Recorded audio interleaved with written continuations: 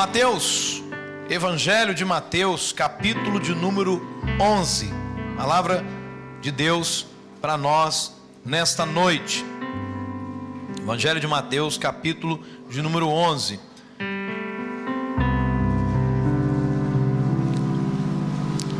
Estava preparando para estar junto com vocês nessa noite, pensando na palavra a ser pregada. E fiquei pensando sobre o fato de que todos nós recebemos um convite para irmos a algum lugar. A uma festa, a uma cerimônia, a um casamento, a uma visita, a um almoço. Vários convites. Alguns convites que nós recebemos a gente joga no lixo. Às vezes eu faço isso. Às vezes eu recebo alguns convites que eu olho e digo, eu não vou nesse negócio. E eu vou, amasso, rasgo e jogo fora. Você também faz isso. Mas eu creio até que nessa noite tem pessoas aqui que receberam um convite para estar nesse culto nessa noite. Ou alguém em casa que também recebeu um convite para ligar o rádio. Então eu penso que nós fomos, em algum momento da vida, nós recebemos convites. Agora, tente imaginar se você saísse daqui e chegasse lá na sua casa, depois desse culto abençoado, e tivesse lá um convite para você se encontrar lá com o Neymar, lá no Barcelona, com tudo pago. Avião, hospedagem, comida, tudo. Você ia se sentir honrado, sim ou não? Eu acredito que sim. E se você fala que não, porque você está com uma falsa humildade nessa noite? Imagine que a presidenta Dilma enviasse um convite para você: venha jantar comigo na próxima terça-feira. Você vai ser escoltado. Olha só, gente vai te levar. Meu irmão, esse convite torna a gente mais honrado. Mas eu quero falar nessa noite de um convite de uma autoridade que está acima do presidente da República, que está acima de qualquer oficial que exista, ou qualquer autoridade máxima reconhecida. O convite dessa noite é um convite de alguém que é conhecido na Bíblia e também no mundo espiritual como Rei dos Reis e Senhor dos Senhores. Alguém que responde pelo nome de Jesus. Alguém que é o Filho de Deus, o próprio Deus. E esse convite está registrado na palavra de Deus no Evangelho de Mateus, no capítulo 11. E nós vamos ler nessa noite a partir do verso 20. A Bíblia diz: então começou Jesus a denunciar as cidades em que havia sido realizada a maioria dos seus milagres. Então Jesus passou em muitas cidades e fez muitos milagres. E agora ele começa a falar dessas cidades, porque elas não se arrependeram, diz a Bíblia. E ele diz, verso 21, ai de você, Corazim, ai de você, Betsaida, porque os milagres que foram realizados entre vocês, se tivessem sido realizados em Tiro e Sidom, há muito tempo essas duas cidades, conhecidíssimas do Antigo Testamento como cidades perversas e idólatras, há muito tempo elas se teriam arrependido, vestindo roupas de saco e cobrindo-se de cinzas. Mas eu lhes afirmo, diz Jesus, que no dia do juízo haverá menor rigor para Tiro e Sidom do que para vocês. E você, Cafarnaum, será elevado até o céu? Não, você descerá até o Hades. Se os milagres que em você foram realizados tivessem sido realizados em Sodoma, ela teria permanecido até hoje. Sodoma é conhecida como a cidade da perversão moral, sexual, entre outras.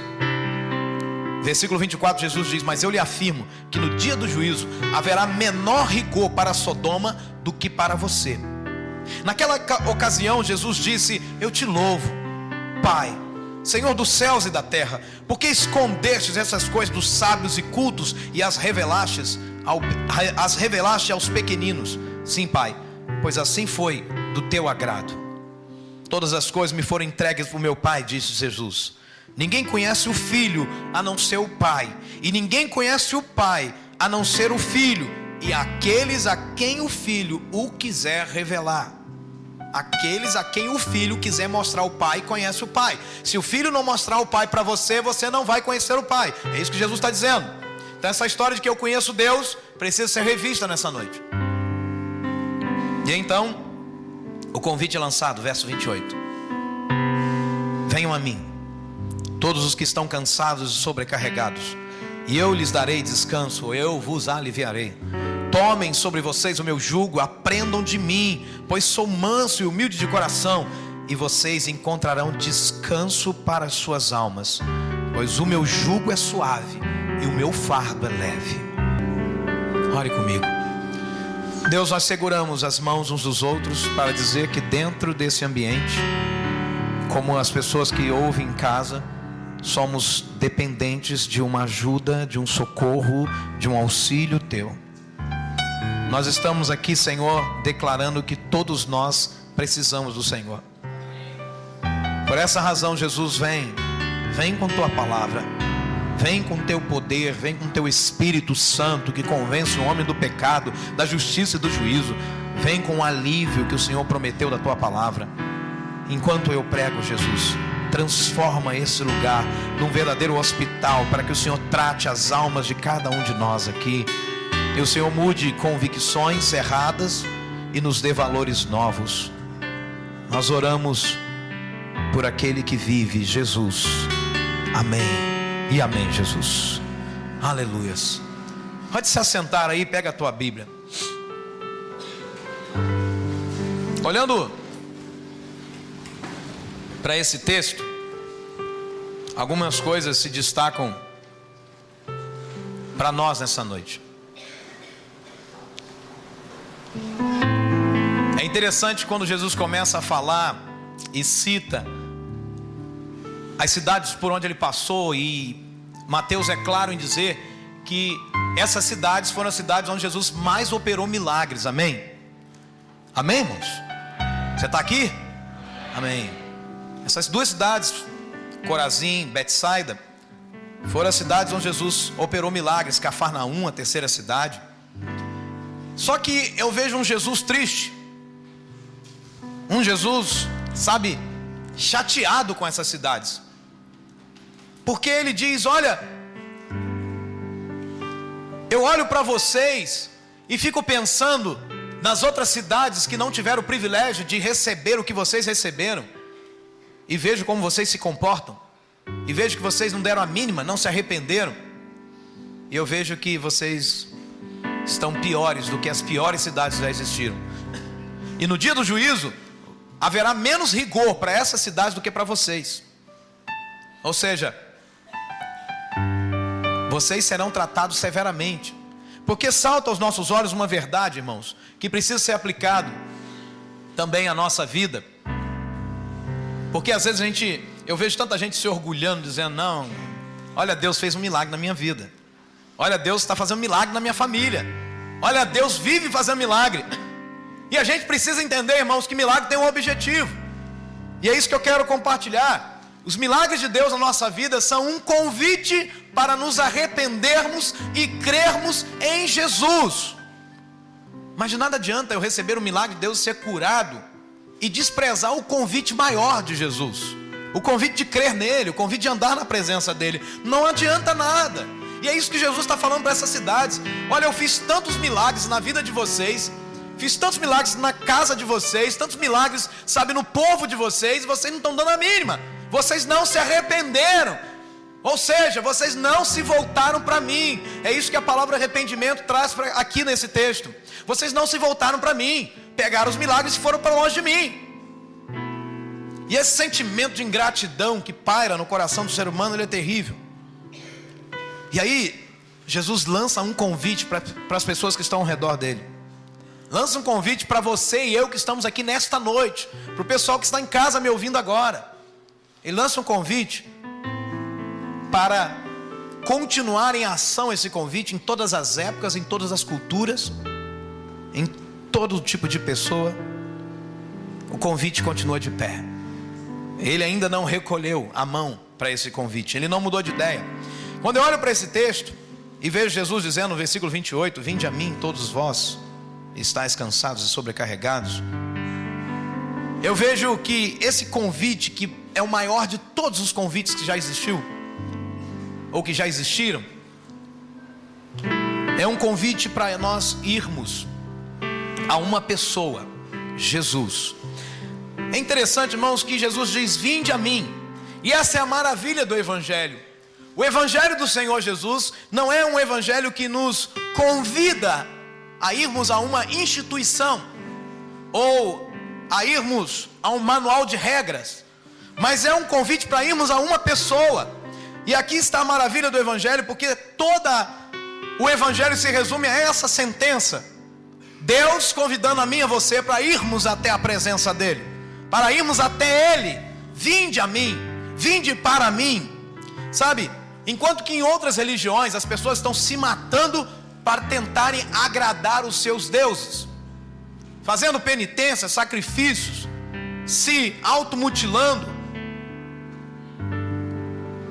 tentando trazer oferendas de todos os tipos. Algumas tribos indígenas ainda estão tentando aplacar a ira desses deuses. Sabe, o Evangelho traz algo totalmente diferente para nós. O Evangelho lança um convite. Aleluia! Um convite, e não uma regra, e não uma lei imposta, mas um convite. Jesus diz: vinde a mim. E eu consigo ver em Jesus esse olhar, sabe, de amor por cada um de nós, esse olhar de misericórdia, de compaixão, de dizer: olha, eu sou tudo que você precisa. Amém? Jesus está dizendo isso: eu sou tudo que você precisa, tudo que a tua alma necessita. Ele diz: venham para mim. E aí, quando a gente chega aqui, a gente precisa pensar o seguinte: que tipo de homem é esse que convida pessoas para procurarem a solução nele? Que tipo de homem é esse? Ele pode ser pelo menos dois tipos de homens. Primeiro, um louco. Só uma pessoa louca pode dizer para outra, dizer o seguinte: olha, venha, porque eu vou suprir tudo que você precisa, eu vou resolver o problema da tua alma. Só alguém louco fala um negócio desse, sabe?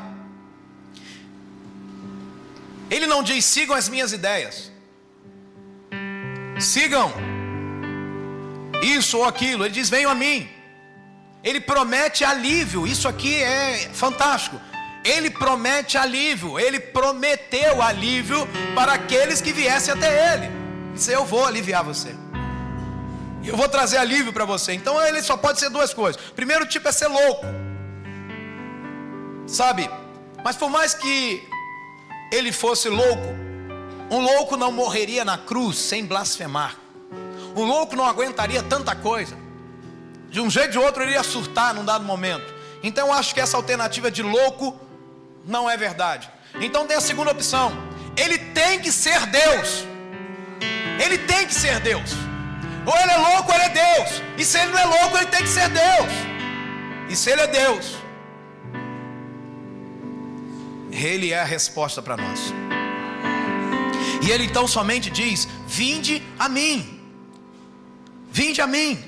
Ou seja, Jesus é o autor do convite, e ao mesmo tempo Ele é o motivo do convite, e ao mesmo tempo Ele é o endereço final do convite.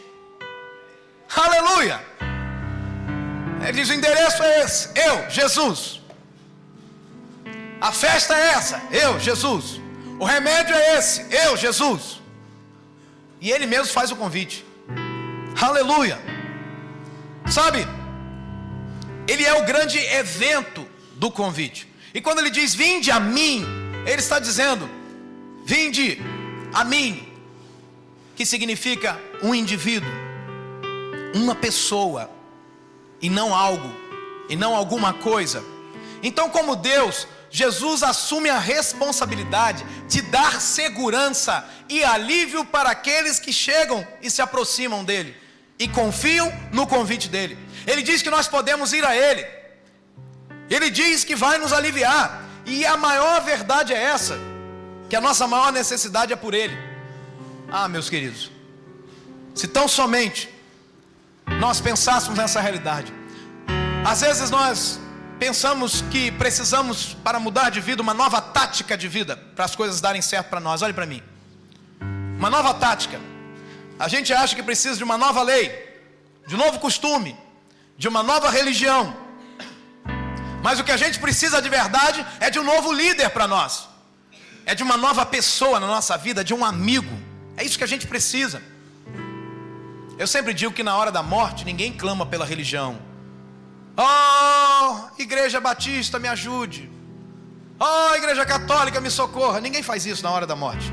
As pessoas dizem: Senhor, me ajuda. Jesus, me ajuda. Então tudo que o ser humano precisa é de uma pessoa. E o convite de Jesus é claro: venham para mim. Aleluia. Venham para mim. Tudo que nós precisamos está em Jesus. Eu me lembro de uma ilustração que um escritor conta num dos seus livros. Dizendo que tinha um time de garotos jogando um futebol, uma pelada, como se diz popularmente. Eles estavam ali batendo bola, mas o time estava perdendo direto, 5-0, 6-0. Estava igual a Austrália para o Brasil, perdendo direto. Então eles se reuniram e disseram: não, nós precisamos colocar um jogador melhor no time. Ou então a gente precisa de uma tática nova para chegar até o gol. Mas tudo que eles precisavam era de um técnico para treinar, preparar e ensinar para eles o caminho da vitória. Então não adianta uma regra nova, uma tática nova, se não tiver um treinador novo na nossa vida. Amém ou não amém? É isso que Jesus se propõe a fazer. Em Colossenses 2:3 diz que o segredo é Cristo. Ele é a chave que abre todos os tesouros escondidos do conhecimento e da sabedoria que vem de Deus. Cristo é tudo. Ele é a chave que vai abrir os tesouros de quê? Da sabedoria e do conhecimento que vem de Deus. E o que é a sabedoria que vem de Deus? É aquela que me ensina a lidar com a vida. É aquela que não me faz refém dos problemas, que não me torna dependente de uma mistura química, de um remédio, para que eu consiga dormir à noite. Ele traz a sabedoria de Deus para me ensinar a lidar com a vida. E o conhecimento é conhecer cada vez mais a Cristo, é compreender verdades que ainda não entendemos sobre Deus. É por isso que Jesus diz que não adianta nada nós queremos conhecer o Pai sem Ele. É que Ele revela o Pai para quem Ele quer revelar. Ele disse isso. Esse convite, maior de todos os convites, além de ser um convite que nos leva a uma pessoa, que nos chama para uma pessoa que é Jesus, é também um convite que dispensa intermediários. Sabe, não tem ninguém entre você e Jesus, meu irmão. Jesus diz: pode vir para mim. Sabe, o próprio Jesus diz isso: vinde a mim. Ele está a convidar. Ele não te diz que você tem que passar por alguém. Ele não te diz que você tem que passar por uma junta examinadora. Ele não diz que você precisa do aval ou do carimbo de alguém. Ele diz: vinde a mim. É Ele quem convida, e é Ele quem nos dá a liberdade de nos achegarmos até Ele. Aleluia. Sabe, e quando Ele fala vinde a mim, mim é uma forma oblíqua para eu, pronome pessoal, pronome que fala de uma pessoa, que nos fala de um indivíduo, de alguém. Ele diz: você pode vir para mim. Eu sou o alguém que você precisa, eu sou alguém que você busca. Vinde a mim. Sabe, nós, irmãos, possuímos uma característica de complicarmos as coisas. Já percebeu como é que a gente gosta de complicar as coisas? As coisas são fáceis, mas a gente gosta de complicar. Sabe, às vezes a gente quer tornar as coisas mais simples que existem em coisas mais complexas.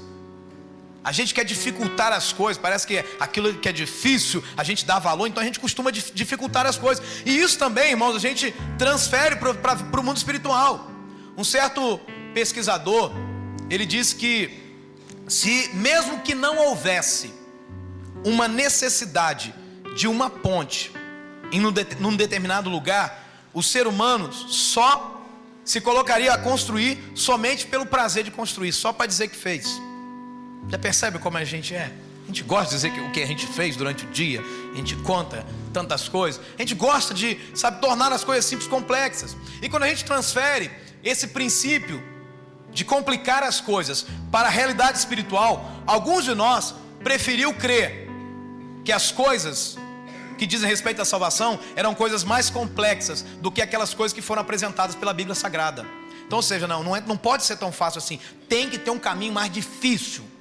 De preferência um caminho que eu fique bem longe de Deus, e que eu encontre outros que possam me aproximar de Deus ou de Jesus.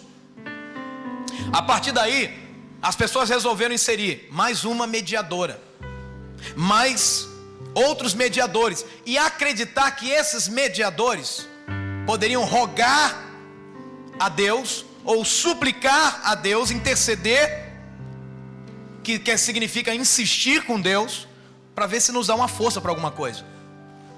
Porque o ser humano torna as coisas simples mais complexas. Porém a Bíblia é muito clara ao dizer em 1 Timóteo 2,5 que há um só Deus, amém?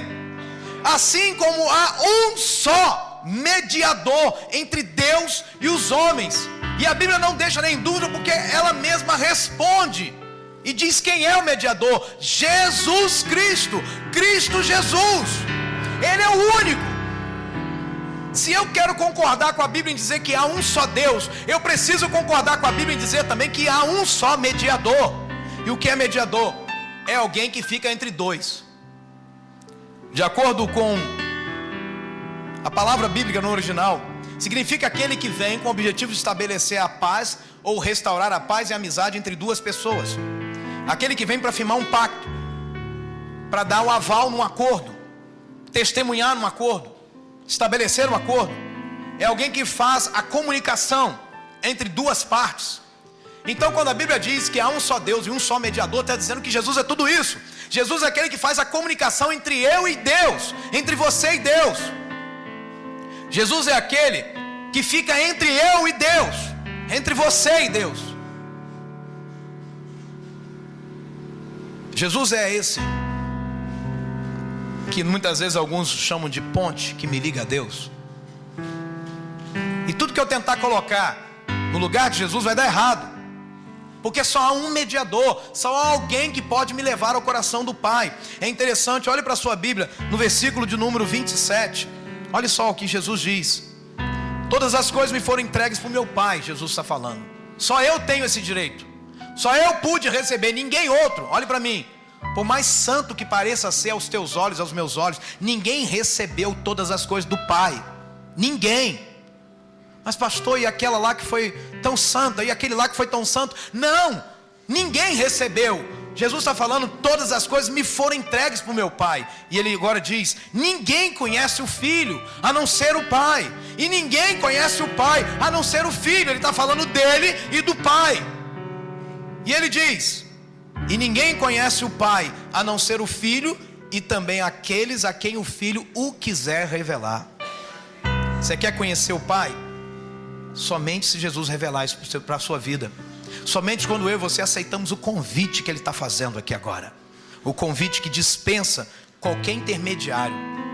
Ele não precisa bater na porta de mais ninguém, querido. Ele não precisa passar por nenhuma junta. Se Jesus te chamou, Ele já diz que aceita que você venha até o encontro dEle. Isso não é só uma vez. Nos tempos de lutas e aflições, nós podemos ir até Jesus. Eu não preciso recorrer a nenhum outro ou a nenhuma outra. Cristo é suficiente. Nele estão todos os tesouros escondidos. Sabe, nós gostamos de complicar as coisas, porque achamos que aquilo que é mais difícil é que é bom, ou que é verdadeiro. Mas mesmo que a gente complique, não quer dizer que está certo, e nem que Deus aprova. Jesus disse que Ele é o caminho, a verdade e a vida. E quando Ele fala isso, Ele não diz que Ele é um caminho, porque se Ele fosse um caminho, teriam outros caminhos. Ele diz que é a vida e não uma vida. Se Ele fosse uma vida, outras vidas você poderia ter. Se Ele diz que é a verdade, não é uma verdade, Ele é a única verdade. E só cabe aí esse adjetivo, única verdade. Jesus como a única verdade. Sabe, o convite de Jesus é muito claro, meus irmãos.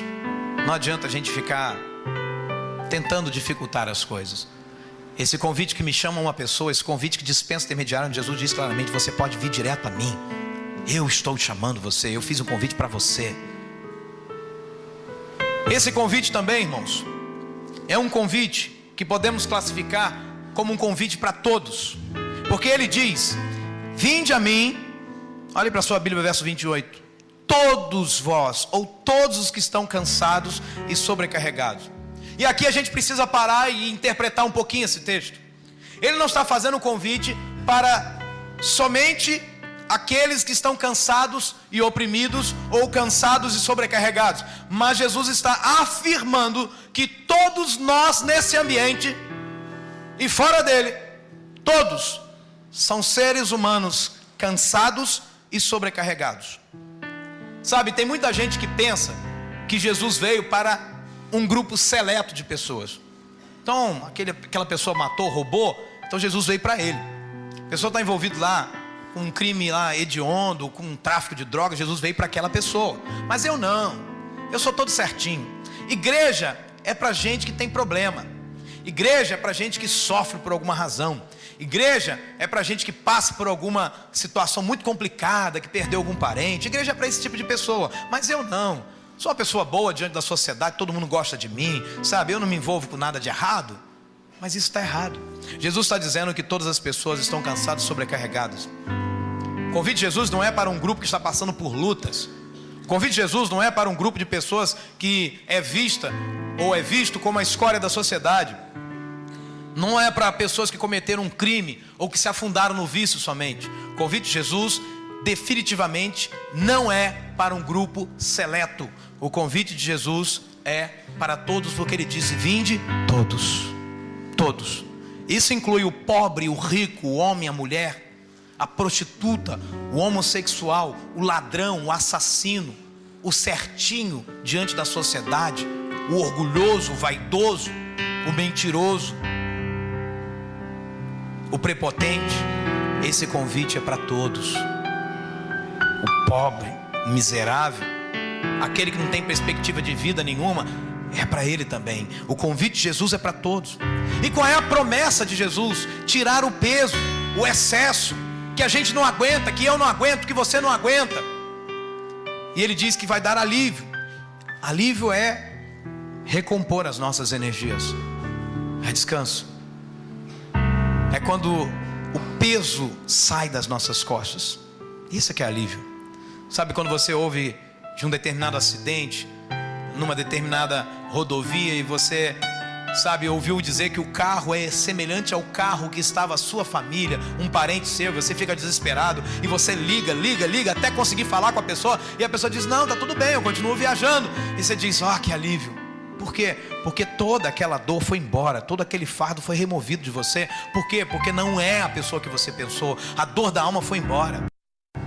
E essa é a promessa de Jesus. Em Romanos 3:24, Jesus é claro em dizer: mas pela sua graça e sem exigir nada, Deus aceita todos. Diga comigo: Deus aceita todos por meio de Cristo Jesus, que os salva. A única maneira de Deus me aceitar é por meio de Jesus. E Jesus me salva. Aleluia. Você está entendendo isso? Amém ou não amém?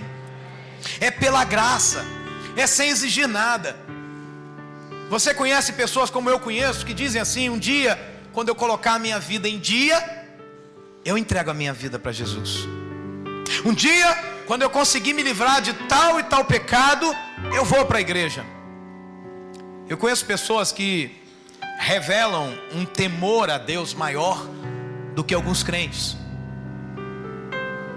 Alguém que diz assim: olha, eu não vou à igreja porque eu bebi. Às vezes eu convido pessoas: não, pastor, eu não vou porque eu bebi alguma coisa, eu não vou entrar na casa de Deus desse jeito. Olha, revela um temor. O problema é que elas nunca vêm.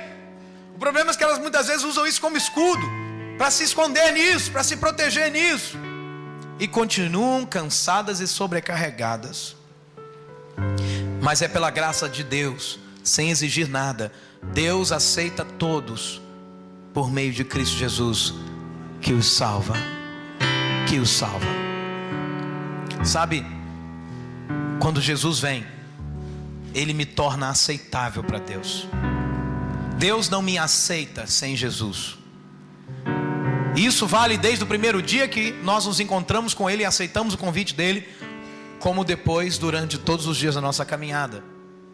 Não pense você, querido, se você é salvo, Não pense você que Jesus te aceita porque você é salvo e porque agora você está fazendo uma coisa muito bonita na casa de Deus. Não pense você que Deus te aceita por isso. Deus só te aceita por causa de Jesus.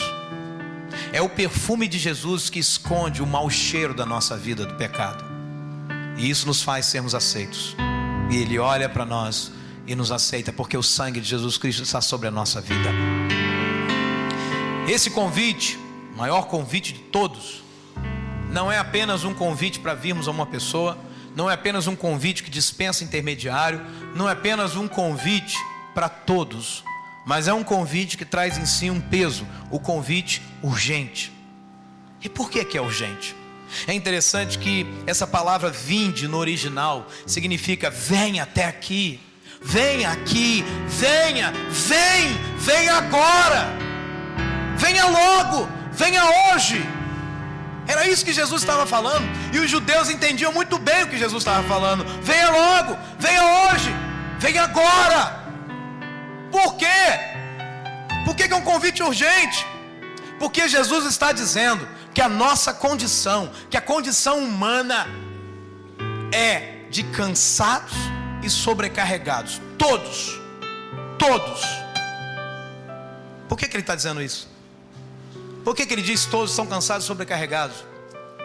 Irmãos, porque o pecado tornou o homem uma pessoa que vive sempre no limite das suas forças. Sabe a frase que mais se diz? Eu não aguento mais. Essa vida é muito difícil. Você ouve de uma criança morrer, você ouve de um jovem morrer, você ouve de um homem morrer, de um idoso morrer. Sabe como? Eu comi com aquela pessoa ontem. Poxa, eu preparei tudo, roubaram a minha casa, bateram no meu filho. Olha, eu criei meu filho com amor, com carinho, e vem um sujeito e violenta meu filho, abusa sexualmente do meu filho. Eu não aguento isso. Isso leva pessoas ao desespero. Por quê? Porque todos estão cansados e sobrecarregados. O pecado fez isso. Ele nos tornou assim, pessoas que vivem sempre no limite das forças. A coisa mais comum que hoje nós vemos são pessoas afastadas do trabalho, com uma doença, com um mal que se tornou o mal do século, a depressão. Sabe, Mara me falava, uma pessoa está com depressão e o médico passou um remédio para aquela pessoa. Eu falei, meu bem, quem não está com depressão hoje? Todos nós vamos portar depressão em níveis maiores ou menores. Sabe aquela tristeza que bate, que você não tem vontade de fazer nada, aquela vontade de não enfrentar a vida? É um sintoma, é um sinal.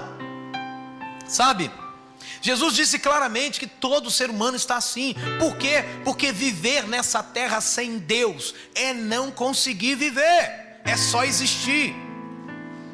É quando a gente diz assim, eu quero que as horas passem rápido, que os dias passem rápido. Sabe, não dá para viver.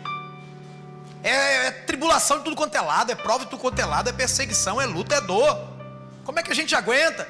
A gente cria um filho, educa um filho, o filho cresce e agora quer se envolver com drogas, e agora quer viver como marginal.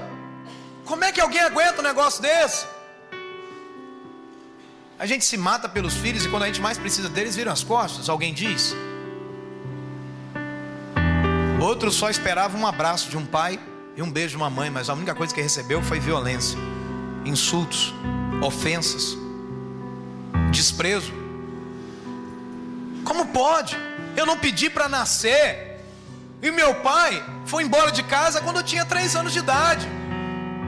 Eu não aguento essa vida. Eu era só uma menina na escola quando aquele professor abusou de mim. Sabe, todos estão cansados e sobrecarregados. Jesus disse isso. Jesus disse que essa é a questão. Todos cansados, sobrecarregados. Todos. Mesmo você que entrega a tua vida a Jesus, vive também com cansaço e sobrecarga. E isso acontece, irmãos, quando nós tentamos lidar com a vida sem Jesus. Quando a gente tenta assumir para nós algo que não é nosso, tomar nas nossas costas uma responsabilidade que não é nossa. Que Jesus diz, deixa que eu faço isso, filho, Deixa que eu tomo conta disso na sua vida. Quando ele diz cansado, cansado significa afadigado, aborrecido, enfastiado, alguém que já não tem mais forças, alguém que está faltando força, porque tem sobre ele um exercício além daquilo que ele aguenta. Por isso que ele está cansado. É alguém que levou uma surra da vida, do mundo. É alguém que bate no peito com aflição e tristeza e diz: eu não aguento mais, estou cansado. Estou cansado de ser humilhada por esse homem, estou cansado de ser humilhado por essa mulher, estou cansado de não ter valor.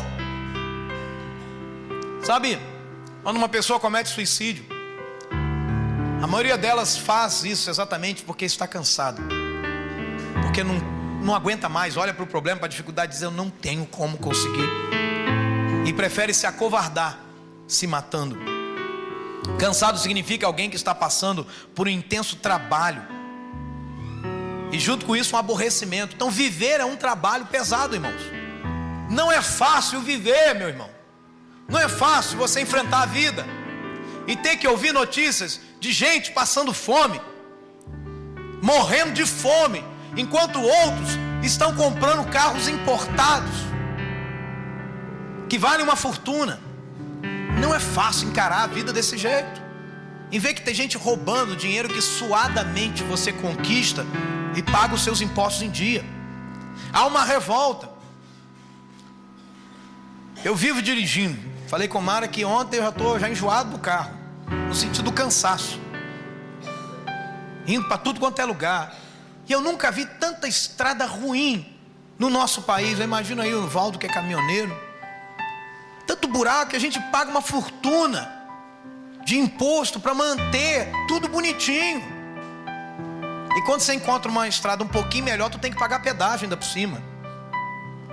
Isso revolta a gente, isso dá um cansaço na gente.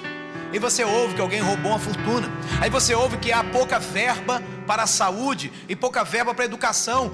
Gente, há pouca verba porque eles dizem que não tem dinheiro. Mas como não tem dinheiro, tem tanta gente roubando fortuna, vivendo disso. A gente fica cansado quando a gente vê um homem que foi condenado a regime fechado ser absolvido pelos políticos. Isso é um absurdo. Isso traz a gente um cansaço. E tem gente que gosta de se torturar, né? Fica vendo Cidade Alerta, fica vendo esses programas aí, né? Se bem que hoje os programas estão mais humorísticos, né? Depois de determinados apresentadores, a gente começa a dar risada só do jeito deles. Sabe, cansado é alguém que não aguenta mais.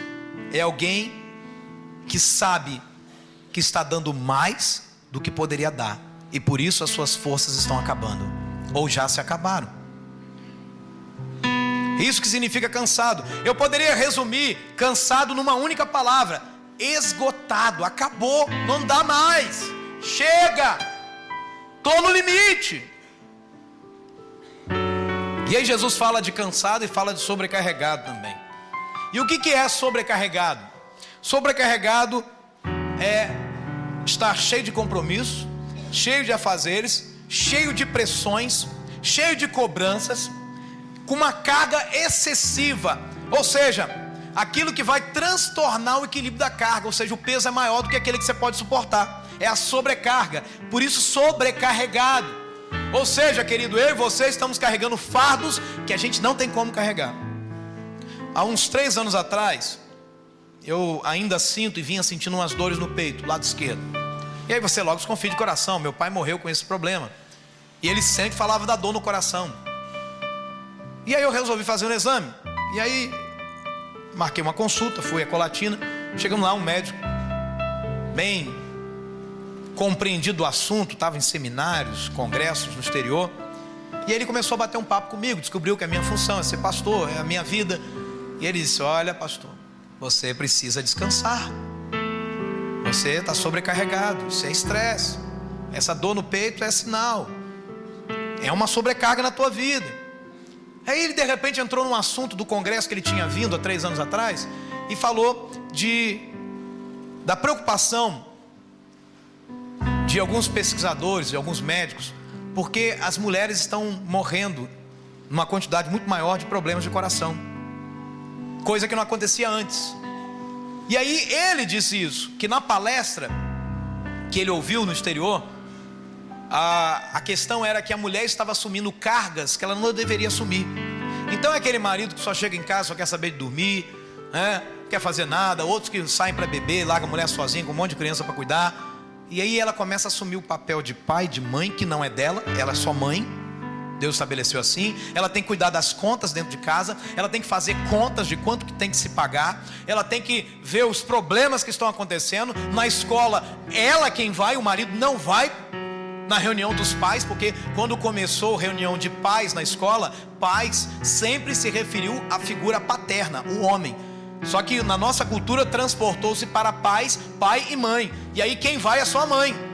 Mas é você, papai, que precisa ir, e não a mamãe que precisa ir, porque a reunião é de pais. Amém? Você entendeu isso?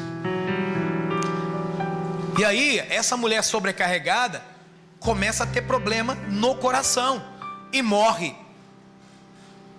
Então, ao invés de viver por mais tempo, ela começa a viver por menos tempo, porque ela está sobrecarregada.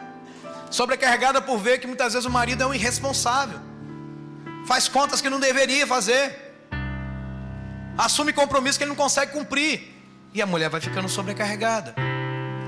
E aí o coração não aguenta. Essa máquina precisa de paz para trabalhar, e sem paz a máquina não funciona. Outros estão sobrecarregados porque carregam a dor de uma perda que ainda não aceitaram diante de Deus, ou o perdão que não liberaram, a ofensa que ainda guardam no coração. Estão sobrecarregados. Nós vivemos isso nos dias de hoje, meus irmãos. Eu nunca vi um tempo onde mais se fala: estou sem tempo. Ah, passa lá em casa, eu estou sem tempo. Ah, fala comigo, eu estou sem tempo. Tá tudo bem, estou sem tempo. Hoje eu estava revendo isso diante de Deus. Fiquei pensando num irmão que mora em São Mateus. Falei, meu Deus, eu ainda não fui visitá-lo. Como pode eu estar envolvido com tanta coisa? Isso está me tirando o tempo de estar com as pessoas. Falei, Jesus, eu estou sobrecarregado. E a gente precisa aprender a transferir nossos fardos para Jesus, meus irmãos. Diga para o teu vizinho: Jesus tem costas largas e braços fortes. Aleluia. Ele carregou todos os pecados e aguentou tudo sozinho. Ele aguenta também a sua dor, ele aguenta também a sua angústia. Sabe, sobrecarregado é carregar em demasia, é aumentar excessivamente, é ser oprimido, é ser humilhado, é ter um peso que vai além da que as tuas forças podem aguentar. Isso é sobrecarga. Eu gosto muito da definição que diz que é aquilo que transtorna o equilíbrio da carga. E é assim que as pessoas estão hoje em dia. Elas estão desequilibradas. É assim que o ser humano está hoje. O sujeito já fala gritando com todo mundo. O ser humano está tão desequilibrado que, sabe, só porque o outro deu uma buzinada um pouquinho mais alta no trânsito, ele já quer sair do carro e sair no tapa. Está todo mundo nesse nível, desequilibrado. Às vezes não entende o que fala. Eu andei muito de moto na minha vida. E aí, eu quis ser bom, como Jesus manda. E um belo dia eu de moto, vi um carro com a porta aberta, no sentido não estava trancada. E tinha uma mulher. E o meu medo da mulher cair daquele carro. E como um bom cristão, eu acelerei a moto, levantei a viseira, olhei e disse: a porta está aberta. E saí com a moto. Acreditei que eles tinham entendido. O cara acelerou, encostou do meu lado e disse: o que você falou para minha mulher? Eu disse: a porta está aberta. Ele: ah não, está tudo bem, está tudo bem. Falei: Jesus, o cara poderia ter me matado, porque está todo mundo desequilibrado. É gente que deixa de tomar a fluoxetina e começa tremedeira. Ai meu Deus, é isso que está todo mundo, meu irmão. O desequilíbrio. Por quê? Recorre ao auxílio dos remédios para tentar se manter aparentemente bem, mas você não está nada bem. Por dentro você está uma pilha, está desequilibrado. E Jesus não criou a mim e a você para alcançarmos o equilíbrio através dos remédios. Principalmente quando uma enfermidade é causada por algo que é comum a todo mundo. Problema é comum a todo mundo. Todo mundo perde ente querido. Todo mundo passa por luta em casamento. Todo mundo passa por decepção na vida. Todo mundo passa por humilhação na vida. Todo mundo passa por afronta. Todo mundo passa por vergonha. Todo mundo passa por ofensa no passado. Qual é a criança que ousaria, ou qual é o jovem, o adulto, melhor dizendo, que está aqui, que ousaria levantar a mão e dizer: eu não tenho nenhuma marca da minha infância ruim? Todo mundo tem. É uma mãe que você acha que não deu tanto amor para você? É um pai que você nem conheceu direito? Ou ele estava em casa e fazia de conta que nem te via? É um irmão que te perseguiu e pegou alguma coisa que é sua? Sabe? Todo mundo tem isso. E as pessoas não entenderam o que Jesus pode fazer por elas. Um psiquiatra disse o seguinte: se os meus pacientes da ala da psiquiatria soubessem o que Jesus pode fazer por eles. E ele disse: 70% teria voltado para casa e não ficaria aqui desequilibrado.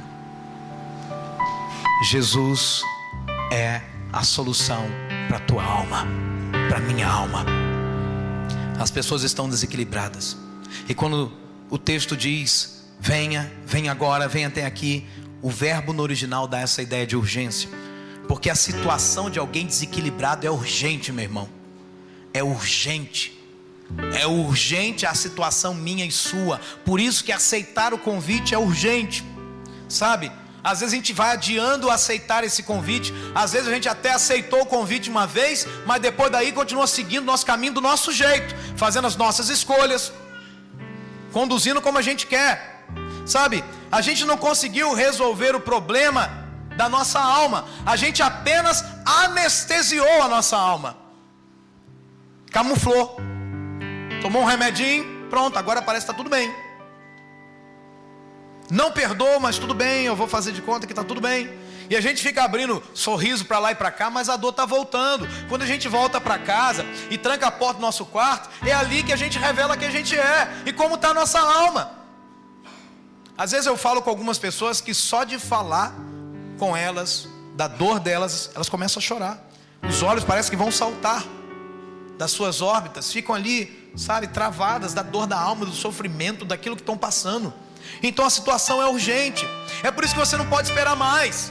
É por isso que Deus falou em sua palavra: assim pois, como diz o Espírito Santo, hoje, se ouvides a sua voz, não endureçais o vosso coração. Porque é urgente. Deus está falando agora. Deus está falando hoje. Deus está falando nesse momento. Aleluia. Esse convite, que é o maior de todos, que diz que você não deve adiar a sua decisão, porque o Espírito Santo está falando e hoje você precisa não endurecer seu coração. É um convite que, se for aceito, ele vai trazer descanso para a alma. Olha o que diz a Bíblia: venham a mim, versículo 28, todos os que estão cansados e sobrecarregados. Depois de você vir a ele, olha a promessa: eu lhes darei descanso, eu lhes aliviarei. Ele tem competência para fazer isso, irmão. Jesus, ele promete alívio, descanso para a alma. E a única maneira de nós vencermos o cansaço da alma é encontrarmos a paz em Jesus. A alma cansada, ela precisa de um lugar de descanso, e este lugar é Jesus. A alma cansada, meu irmão, ela não precisa de um remédio, ela precisa de um lugar de descanso. O colo de Jesus, o coração de Jesus, o colo do Pai. A alma cansada, ela precisa da paz de Jesus, para colocar em ordem, em equilíbrio, o que está desequilibrado.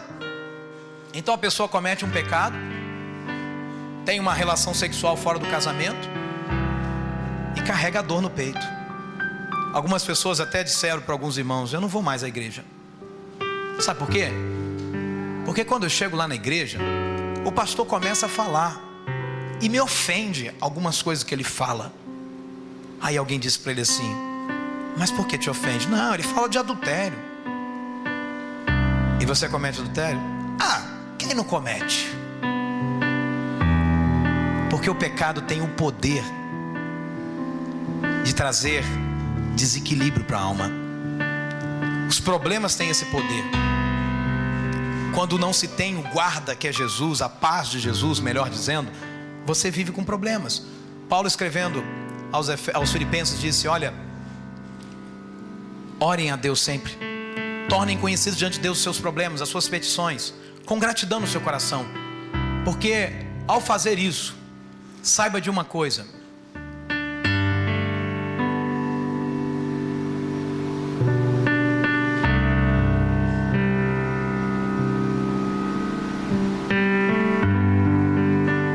ao fazer isso, saiba de uma coisa: a paz de Deus, que excede todo entendimento, vai guardar o teu coração e a tua mente, vai proteger os dois lugares que são mais atacados pelas lutas da vida e pelo pecado: o que você pensa, o que ocupa a tua mente e o que você sente. Você pode viver de braços dados com o pecado o tempo que você quiser, mas não significa que você não sentirá dor. Cedo ou tarde, o pecado vem cobrar, ou melhor, vem te pagar o salário que ele te deve. É isso que a Bíblia diz. Você pode ter uma alternativa, um jeito de pensar diferente, isso é problema seu. Mas a Bíblia diz a verdade, e isso é a resposta para a dor da tua alma. É isso que não consegue fazer você erguer a cabeça e seguir em frente, mas sempre vê com aquele peso assim de culpado, de tô errado, isso não está legal, meu coração não está legal. Um dia uma jovem menina me procurou desesperada, que ela não conseguia dormir à noite, porque ela fazia sexo com o namorado e ela não tinha paz no coração, não tinha paz. Ela sabia que estava errado, mesmo não sendo crente.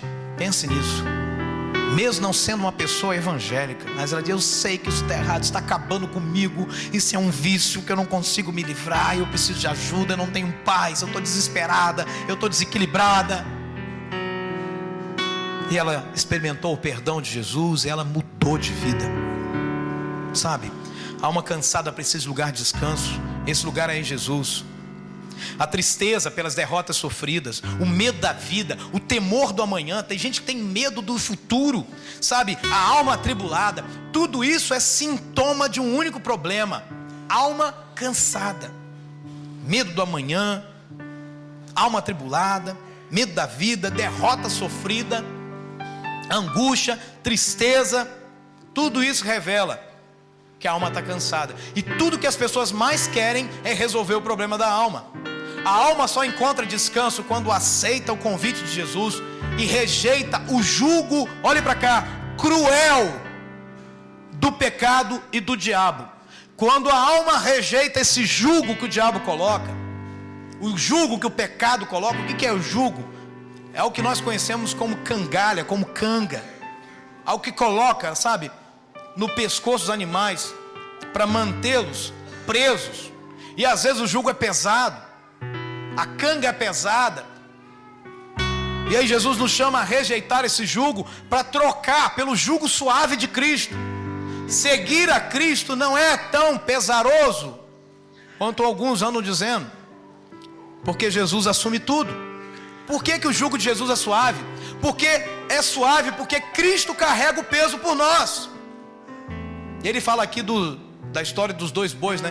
Na cultura judaica, o boi mais velho treinava o boi mais novo, e o peso do jugo ficava no boi mais velho, e o boizinho mais novo, o bezerrinho, ele ficava com a parte mais leve. É isso que Jesus está dizendo: o jugo que eu vou colocar em você é suave, porque o mais pesado está comigo. Sou eu que carrego a dor do seu pecado. É isso que a Bíblia diz: ele levou sobre si as nossas dores, ele foi oprimido, ele não abriu a boca, então o peso maior está sobre ele. A maldição, o castigo que nos traz a paz estava sobre ele. Então o jugo dele é pesado. Ele diz: mas o meu para você é suave. Eu carrego o maior peso. É suave porque a parte mais pesada fica com Jesus, meu irmão. O grande problema é que a gente quer pegar o jugo que não é nosso. Hoje, quando eu estava preparando a palavra, orando e vendo alguns detalhes do sermão, eu lembrei de uma canção de muito tempo atrás. Até liguei para o Ed e falei: Ed, será que você conhece, é do seu tempo, é que, sabe, assim, disse, não é do meu tempo não. Eu me senti um velho quando ele me respondeu isso, mas eu acho que ele não sabe porque não lembra, mas ele deve ter vivido isso. A canção diz isso, é o próprio Deus dizendo algo. E essa canção foi uma das primeiras canções que eu ouvi, até falei para a Mara quando eu me converti. Aí tinha um CDzinho de um cantor campista, Zé Moisés França, e ele cantava essa canção, e ele dizia, a canção diz isso: não tenha sobre ti um só cuidado qualquer que seja, pois somente um, seria muito para ti. Um cuidado. Eu queria até ousar aqui cantar esse trecho, porque eu acho que vai aplicar muita coisa no nosso coração. Amém, irmãos? Vamos aprender juntos. Eu acho que tela tem aí. Amém? Se eu errar o tom é do que você corrige. Aleluia. Diz assim. Amém. Já peguei. Eu acho. Não tenha sobre ti um só cuidado qualquer que seja, pois somente um, seria muito para ti. Aí ele diz assim: é meu, somente meu, todo o trabalho, e o teu trabalho é descansar em mim. É meu, somente meu, todo o trabalho, e o teu trabalho é descansar em mim. A segunda parte da música diz assim: não temas quando enfim tiveres que tomar decisão.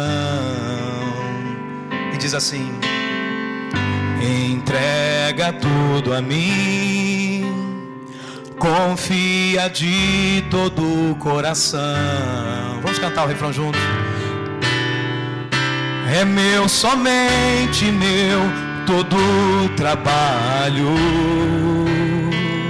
e o teu trabalho é descansar em mim.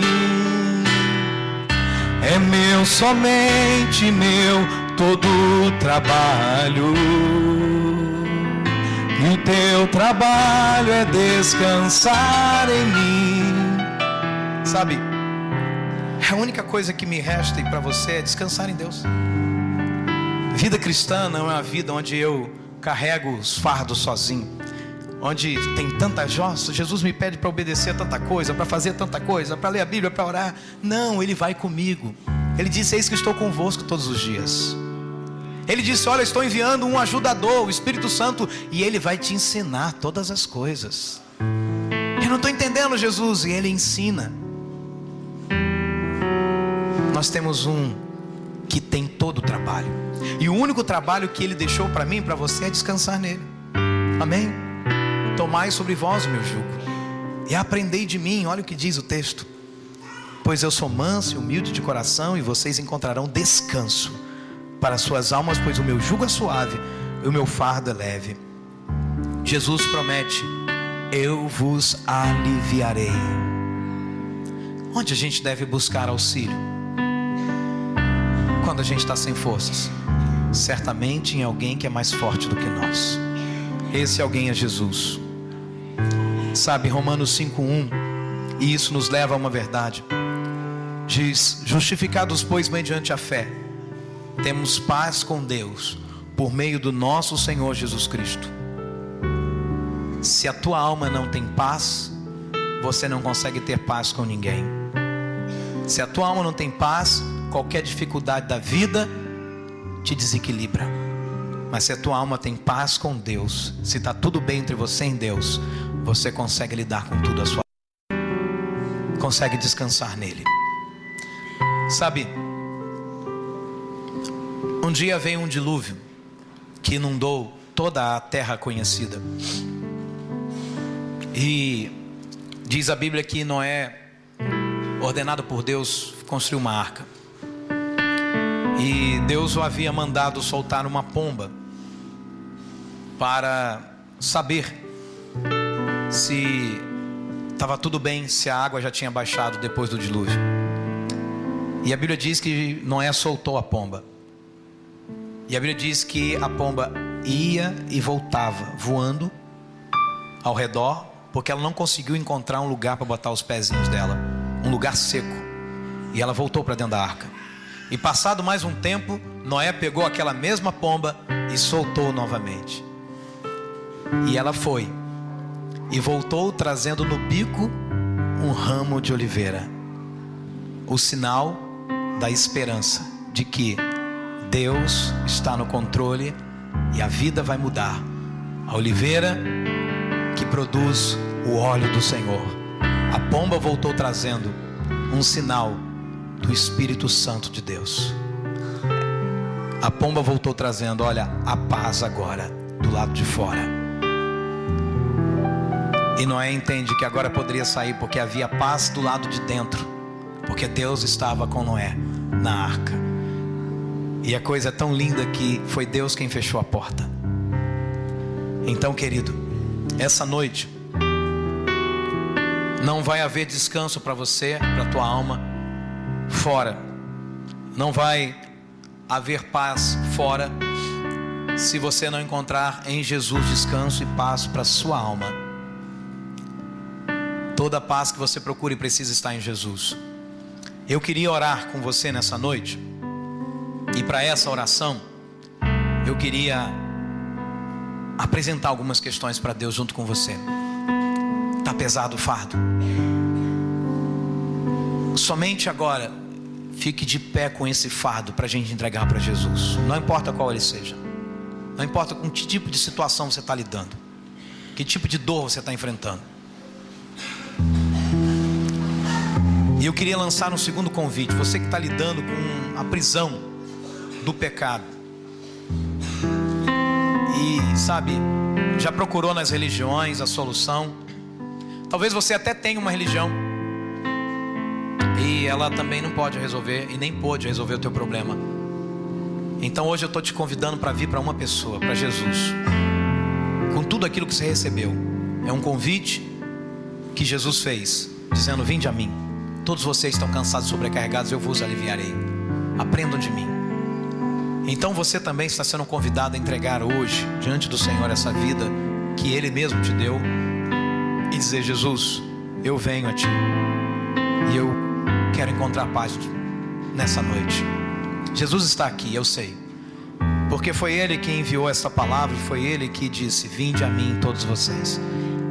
A voz de Jesus continua ecoando por várias e várias gerações, pelos séculos dos séculos, e a voz dele alcança você nessa noite.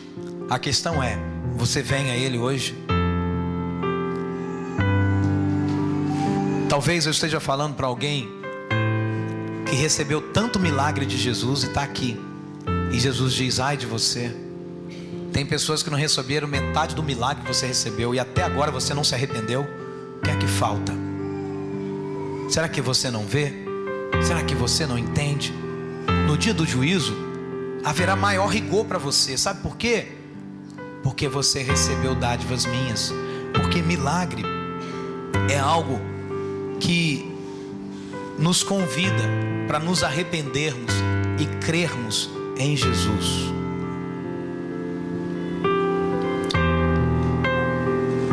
Há 16 anos atrás eu carregava um fardo. Por algumas questões que não vale a pena dizer aqui, eu acreditei que eu fui o causador da morte do meu irmão mais novo, que morreu com 6 meses de idade. E Satanás aproveitou muito bem a chance que ele teve e começou a me destruir com aquele fardo. Somado a isso, problemas na família, dificuldades, e eu tentando carregar tudo sozinho. Já tinha lido a Bíblia toda, mas ainda não tinha ido a uma pessoa, a Jesus. Até o dia que eu fui a Ele. E até hoje eu continuo transferindo meus fardos para Ele. O que eu posso dizer a você é que a paz dele mora no meu coração. Não há nada do lado de fora que possa abalar a paz dele no meu coração. É isso que Ele promete para você nessa noite. Vamos cantar ao Senhor. E enquanto a gente canta, vamos falando com Deus durante a canção. Vai dizendo para Deus, ou até mesmo antes dela começar, feche os seus olhos. Diga: Jesus, está aqui meu fardo, está aqui minha dor, minha alma está cansada, atribulada, não estou conseguindo mais, está pesado, Jesus, estou cansado, não quero continuar desse jeito. Tanto vazio nesse mundo.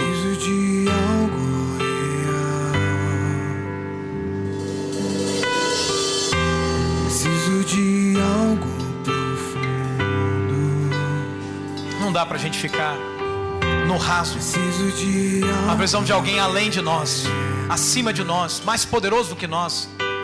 Esse alguém é Jesus. Cansado do vazio do mundo, preciso de algo real. Preciso de Você algo profundo. recebeu nessa noite o maior convite de todos, e você quer responder esse convite. Onde você estiver, erga uma de suas mãos e diz: eu preciso de Jesus para minha alma hoje. Eu preciso entregar a minha vida a Jesus hoje. Chega de ficar nadando contra a correnteza. Chega de ficar lutando contra algo que eu não tenho forças para combater. Pode ser um vício, pode ser o que for, meu irmão, não sei. O que eu sei é que Jesus quer trazer alívio para você hoje. Se há alguém nessa noite e quer dar esse passo de entrega para Jesus, onde você estiver, levanta a sua mão. Eu quero orar por você hoje. Eu quero convidar Jesus para entrar no teu coração hoje, para fazer morada. Onde você estiver, levanta a sua mão em nome de Jesus. Entrega a sua vida para Ele agora. Ele está aqui.